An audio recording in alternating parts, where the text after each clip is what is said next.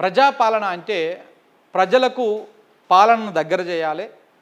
ఈ ఈ ప్రభుత్వ ఫలాలను కానీ లేకపోతే రాష్ట్రంలో ఉన్నటువంటి ఆదాయాన్ని కానీ వనరులను కానీ ప్రజలకు ఏ విధంగా ఉపయోగపడుతుంది, ఏ విధంగా వాళ్లకు ఇది అందజేయాలన్నటువంటి కార్యక్రమం మీద ఫోకస్ పెట్టాలి.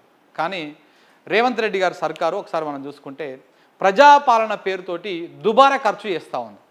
అంటే డంబాచారం ప్రచారం చేసుకోవడం కోసం అవసరం ఉన్నా అవసరం లేకపోయినా కోట్ల రూపాయలు తగలబెడతా ఉంది. ఇప్పటికే మనం చాలా చోట్ల మాట్లాడుకున్నాం. ఎందుకంటే మొన్న భూభారతి అనేటువంటి ఒక చట్టం వచ్చింది, మీకు బాగా గుర్తుండే ఉంటుంది. ఆ చట్టం వచ్చినప్పుడు ఆ చట్టము అసెంబ్లీలో ప్రవేశపెట్టంగానే బిల్లు పాస్ కాలే. ప్రవేశపెట్టిన రోజు ఆ రోజు ఇంకా దాని మీద చర్చ జరగలేదు, ఏం కాలేదు. ముఖ్యమంత్రి గారు దాన్ని ప్రవేశపెట్టిర్రు, దాని మీద చర్చ జరగాల్సి ఉంది, అది ఆమోదం పొందాల్సి ఉంది, చట్టంగా మారాల్సి ఉంది. అది ఇంకా జరగలే. కానీ అది ఇంకా జరగలే. సభ వాయిదా పడ్డది రేపటికి. వాళ్ళు ఆ సభ బంద్ చేసుకొని బయటకు వచ్చేసారు.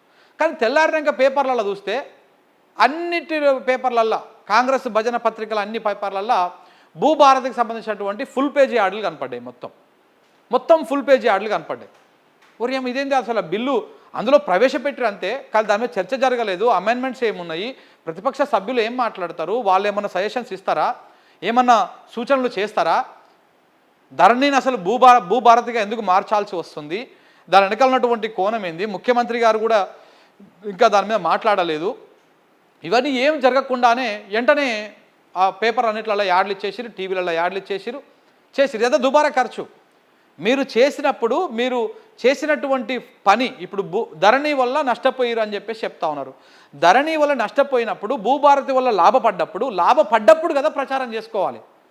అందులో లాభం అవుతుందో నష్టం అవుతుందో ఏమవుతుందో ఇంకా క్లారిటీ లేదు. ఇంకా మీరు తెచ్చినటువంటి చట్టంలో ఎన్ని పొక్కలు ఉన్నాయి, ఎన్ని బొక్కలు ఉన్నాయి, అది ఎవడెవడికి ఏ విధంగా అక్కడికి వస్తుంది, మళ్ళీ విఆర్ఓ వ్యవస్థ, మళ్ళీ పటవారి వ్యవస్థ, మళ్ళీ ఇవన్నీ తీసుకొస్తా అని చెప్తా ఉన్నారు. దానివల్ల మళ్ళీ ఏమవుతుంది, ఎవడెవడి భూమి ఎవడెవడి పేరు మీద పడబోతా ఉన్నది, ఎట్టెట్ ఆగం కాబోతా ఉన్నది, ఏమవుతుంది, మంచిగానే జరుగుతుందా, ఒకవేళ ధరణి కంటే బెటర్ ఉంటుందా భూభారతి, బెటర్ ఉంటే మరి ప్రజలు నిజంగానే హర్షిస్తారు కదా. ఇవేవి జరగకముందుకే, అదేది ఇంప్లిమెంటేషన్ కాకముందుకే అప్పుడే భూభారతి మీద పేపర్లకు హారతి పట్టేసి మొత్తం యాడ్లు ఇచ్చేసిండ్రు. మొత్తం 100 కోట్ల రూపాయలు దుబారా ఖర్చు పెట్టేసారు. సేమ్ అట్లనే ఇగో ఈ ప్రజా విజయోత్సవాల కోసం మన జరిగిన చూసినావా, December 9 దాకా జరిగినాయి. మీకు గుర్తుకుండే ఉంటుంది. December 9 దాకా ప్రజా విజయోత్సవాలు అని చెప్పేసి రోజు ఒక దుకాణం పెట్టి మధ్యలో ఒకసారి ఆ సినిమా వాళ్ళని కూడా పిలిపించి ఐటమ్ పాటలు వాడిపించారు. గుర్తుకుంది కదా మీకు. అదేంది ఓయో రూమ్కి వస్తావా, అదేదో పాటలు కూడా వాడిపించారు. ఓకే అని అంటివా ఓయో రూమ్కి వస్తావా అంట. ఇట్లాంటి పాటలు కూడా తెలంగాణ కల్చర్కి సంబంధమైనటువంటి పాటలని, ఒక పనికి మాలినటువంటి వ్యవహారాన్ని మనం ఈ ప్రజా విజయోత్సవాలలో చూసినాం. సినిమా పాటలు, అదేందో కుప్పి గంతులు, ఈ వ్యవహారం, ఇవన్నీ చూసినాం. తెలంగాణ కల్చరు, తెలంగాణ సమాజంతో ఇమిడితం అయిపోయినటువంటి తెలంగాణ సంస్కృతికి సంబంధించినటువంటి కళాకారుల నృత్యాలు కానీ, పాటలు కానీ, మన పల్లె పదాలు కానీ, ఇవేవి ఉద్యమ పాటలు కానీ ఇవేవి లేవు ఆ ఉత్సవాలల్లో. ఆ ప్రజా విజయోత్సవాలల్లో ఏవి లేవు, ఈ కార్యక్రమాలే లేవు. ఈ సినిమా వాళ్ళని పెట్టేసి ఆమె ఎవరో హీరోయిన్ వచ్చి సినిమాకి సంబంధించి ఆడికొచ్చి ప్రచారం చేసుకొని పోయింది. ఈ కిందంగా ఆయన పెద్ద గ్లాసులు పెట్టుకొని రేవంత్ రెడ్డి గారు వీక్షించారు, మన జ్యూస్ మంత్రి గారు కూడా అక్కడ నుంచే వీక్షించారు. సరే అదంతా వేరే సబ్జెక్టు. సో అట్లా ఆ ప్రజా విజయోత్సవాల కోసము, ఆ ప్రజా విజయోత్సవాలలో బాంబులు అంటే బాణసంచాలు ఉంటాయి చూసినావు. మనం దీపావళికి నిన్న నాదర న్యూ ఇయర్ కోసము టపాకాయలు వేల్చడం చూసినావు. పైకి పోయి పేలుతాయి, కింద తిరుగుతాయి, అంత ఆగమాగం మొత్తం పొల్యూషన్ వ్యవహారం చేసేటివి. సో ఈ బాంబులు పేల్చడం కోసం, ఈ బాంబుల కోసము, ఈ బాణసంచా కోసం 3.5 కోట్లు ఖర్చు పెట్టిండట ఎవరు, రేవంత్ రెడ్డి గారి సర్కారు. 2,39,00,000. ఈ ఎక్కడిది, దేనికోసము, నిన్ను ప్రభుత్వం దేనికోసం ఎన్నుకున్నారు, ఈ కాంగ్రెస్ ప్రభుత్వాన్ని ఎందుకోసం ఎన్నుకున్నారు, మీరు ఏం చేస్తున్నారు? ఈ బాణసంచా వేర్చుర్రి, గా సినిమా వాళ్ళని తీసుకొచ్చి డ్యాన్సులు వేపిర్రి, గీ దానికోసమా ప్రజలు మీకు పట్టం కట్టింది? దీనికోసమైనా ప్రజలు పట్టం కట్టింది? కాంగ్రెస్ పార్టీకి అధికారం ఇచ్చింది, కేసీఆర్ లాంటి నాయకుడిని ఓడగొట్టి మీకు అధికారం కట్టబెడితే మీరేం చేస్తున్నారు?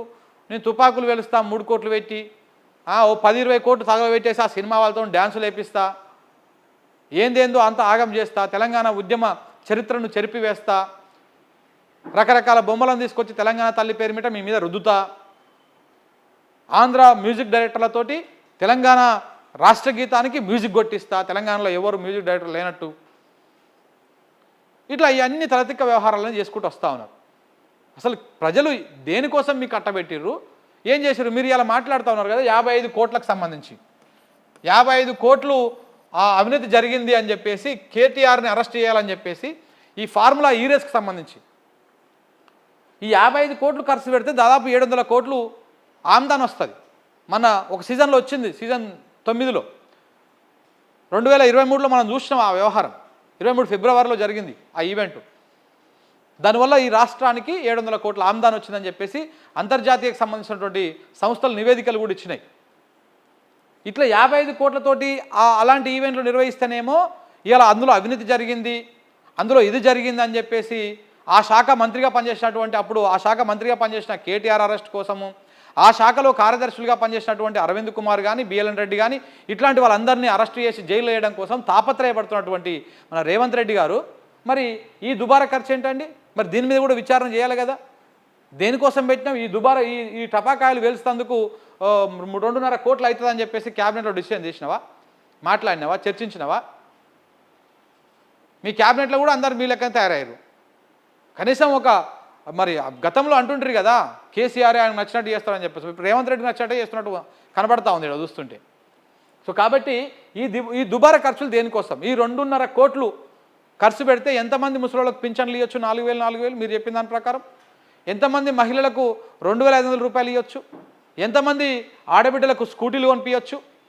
ఎంతమంది పిల్లలకు? ఇవన్నీ పక్కన పెట్టు.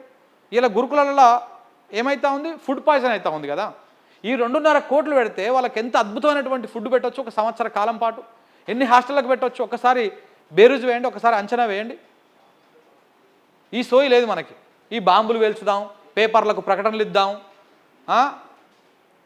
లక్షల రూపాయల విలువ చేసేటువంటి టీషర్ట్లు వేసుకుందాం, లక్షల రూపాయల 1000 రూపాయల విలువ చేసే షూస్ వేసుకుందాం, రకరకాల అద్దాలు పెట్టుకొని సోకులు పడదాం. దీని మీదనే ఉంది మీకు ఇంట్రెస్ట్, దీని మీదనే ఉంది. కానీ ఇట్లాంటి వాటి మీద లేదు. పేదలకు అక్కడికి వచ్చేటువంటి కార్యక్రమాల మీద లేదు. 100% దుబారా ఖర్చుది. దేనికి బాంబులు కాల్చకపోతే విజయోత్సవాలు కావా? గత ప్రభుత్వం మీద మాట్లాడుతున్నారు కదా, ఇది ఖర్చు పెట్టిర్రు వేస్ట్గా, అది ఖర్చు పెట్టిర్రు, కాళేశ్వరం అనవసరంగా 1,00,000 కోట్లు పెట్టి కట్టిర్రు, మళ్ళీ అలా అదే కాళేశ్వరంకి వెళ్ళి నీళ్ళు తీసుకుంటారు, ఈ పాలమూరు రంగారెడ్డి పనికే రాదు, మళ్ళీ ఇప్పుడు దానికోసమే కింద మీద పడతారు. డిండి లిఫ్ట్ ఇరిగేషన్కి సంబంధమే లేదన్నారు, డిండి లిఫ్ట్ ఇరిగేషన్ ఒక పనికి మాలింది అన్నారు. ఇలా దాని మీద మళ్ళీ అనుమతులు తేవడానికి అది చేస్తూ ఉంటారు. ఇవన్నీ మరి గత ప్రభుత్వం చేసిన తప్పైనప్పుడు మరి మీరెందుకు ఈ దుబారా ఖర్చులు ఎందుకు చేస్తున్నట్టు? సమాధానం చెప్పాలి కదా. ఐఎన్పిఆర్ మంత్రి గారు చెప్పాలి దీనికి సమాధానం, ముఖ్యమంత్రి గారు చెప్పాలి దీనికి సమాధానం. ఈ దుబారా ఖర్చులు ఎందుకు, దేనికోసము, ఎవరిని జేబులు నింపడం కోసం ఈ 2.5 కోట్లు 3.5 కోట్లు 100 కోట్లు పెట్టేసి అక్కడ పేపర్లకు యాడ్లు ఇట్లా బాంబులు, ఈ కథ దేనికోసం? ఆలోచన చేసుకోవాలి ఒకసారి.